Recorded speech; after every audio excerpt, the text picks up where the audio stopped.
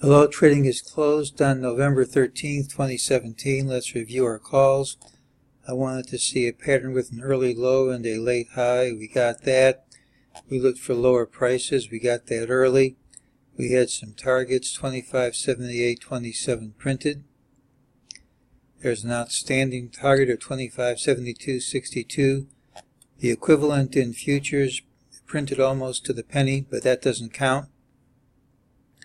So that's still an option. That's still a target out there. There's an optional target of 25.82.90 from today's trade, because the system said this move was a false move, but here we came within 2 cents of the target. I think it was 2 cents. Let's see. Yeah, and that's close enough to make it optional. It almost always prints, but it doesn't really have to. Well, this is a pattern which typically closes at the day's high. When it doesn't close at the day's high, it's not good. Particularly isn't good when you can't close over these prior highs. All the negativity goes away if we cap up and hit a new high early over this high. But unless that happens, lower prices should print. We have the same problem we've had ever since the reversal from futures last week, where we hit a new all-time high, promptly undercut all these prior highs and even this low.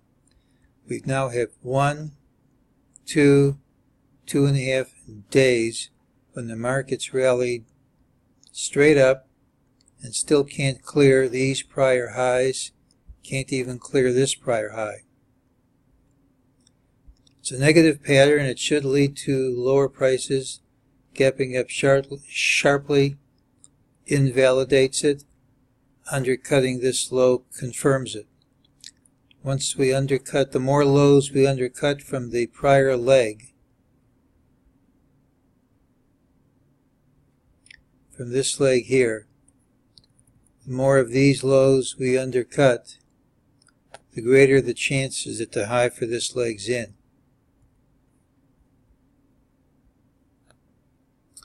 Unless we gap up sharply tomorrow, I think we'll see lower prices. The pattern we're looking for here is an early low.